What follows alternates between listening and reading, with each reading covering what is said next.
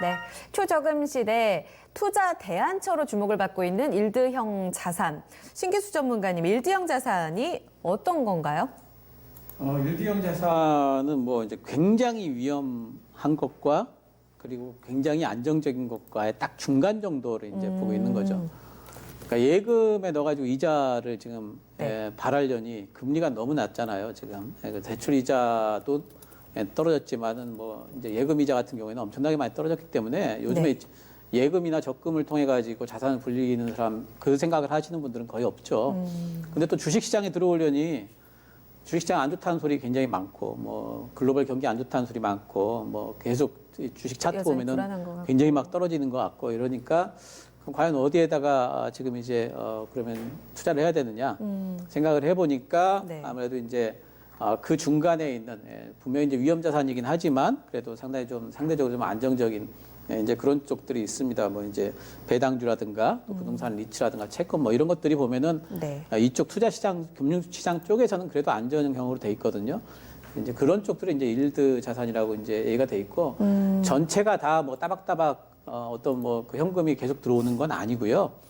그런 것들도 있고 아닌 것들도 있어요. 그래서 사실은 더 뭔가 뉴스에서 부각됐던 거는 이자 배당 수익이 든든하게 뒷받침되는 그런 상품으로 이해를 했거든요. 그렇지만 그러니까 그 뉴스에서는 이제 배당주들을 이제 조금 이제 부각을 좀 시켜준 형태가 있고 실제로 배당주들이 뭐 실적도 잘 나오더라 고배당주들이. 그리고 이제 이렇게 뭐 다른 거 바라볼 때 없을 때는 고배당주에 투자하자 뭐 이제 그런 것들을 일드형이라고 해가지고 조금 이제 부각시킨 측면이 있는데 제가 이제 제 경험상으로 본다면은 주식시장이 많이 빠져 있으면 늘 이게 얘기 꼭 나와요. 그래서 저는 바닥이구나. 이 이야기가 나올 때가 오히려 매수 기회로 삼을 수 있는 타이밍인가요? 주식시장이 바닥이구나 이 생각도 했습니다. 알겠습니다. 김정수 전문가님은 어떠세요? 일드형 자산, 일단 그 개념 자체가 좀 다양하게 이야기를 해주셨는데요. 추가적으로 좀 의견 주세요. 그러니까 앞서 이 전문가님께서 설명을 좀 잘해 주셔서 이렇게 생각하시면 될 것 같아요. 그러니까 우리가 모기지론의 반대가 영모기지론이잖아요. 그죠? 집을 담보로 월 일정의 어떤 이익, 어떤 일정의 어떤 월급 같은 이런 개념을 어르신분들께서 신청하실 수가 있지 않습니까? 마찬가지로 이제 우리가 투자를 하는데 월 지급식으로 좀 고정적으로 수익이 좀 들어왔으면 좋겠다 이거죠. 근데 이제 그게 은행 금리는 너무 낮으니까 좀 하이 리스크를 감안한 이런 상품들이 있는 거고 아니면은 이제 채권 가운데서 뭐 삼성전자나 이제 현대자동차 채권 사게 되면 이익률이 낮으니까 그거보다는 약간 좀 중견 기업들 이런 채권을 구성하는 이런 상품들이 있는 거고 또 이런 것도 포함됩니다. 우리가 카카오 투자 상품들 가운데서 요새 카카오 보면 뭐 10,000원으로 투자할 수도 있는 것도 있고 10만 원 투자할 수도 있는 게 있잖아요.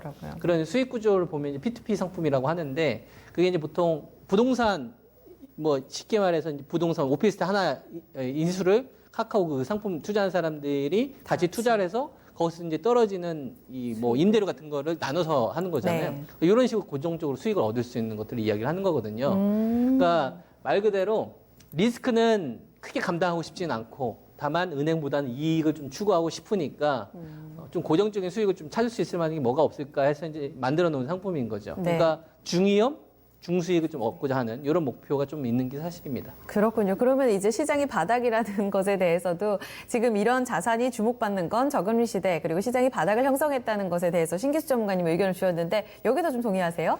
뭐 그거는 약간 바라보는 시각에 따라 약간 좀 다를 수 있는데요. 주식 시장은 일단 눈 뒤집힌 사람들이 많이 들어오기 시작을 해야 유동장세가 펼쳐져요. 그러니까 부동산 시장이 호황이어도 주식시장에 대해서 눈 뒤집힐 만한 이 투자 요인이 없으면 자금이 안 들어옵니다. 근데 주식시장이 완전 불황인데 주식시장에서 아주 그냥 시끌벅적한 이슈가 나오게 되면 그냥 이유 불문하고 주식시장 자금들이 좀 들어오거든요. 그러니까 이 머니라는 게 부동산에 기본적으로 깔려있는 돈이 있고요. 주식시장에 기본적으로 깔려있는 돈이 있고 주식하고 부동산에 깔려있는 항상 기본 베이스가 있어요. 이쪽을 업으로 하는 사람들이 있기 때문에 다만 그 기본 베이스가 깔려 있는 상태에서 일부 뭉칫돈들이 이동할 수 있는 거죠. 그러한 측면에서 이 뭉칫돈들이 움직일 때 마땅한 투자처가 없었을 때 이런 쪽으로 약간 분배되기도 합니다. 알겠습니다. 시장에 대한 바닥론은 조금 추가적인 코멘트였었고요. 일단은 뭐 중위험, 중수익 지금 제로금리에서 부각을 받고 있는 일대형 자산의 개념에 대해서 좀 들어봤습니다.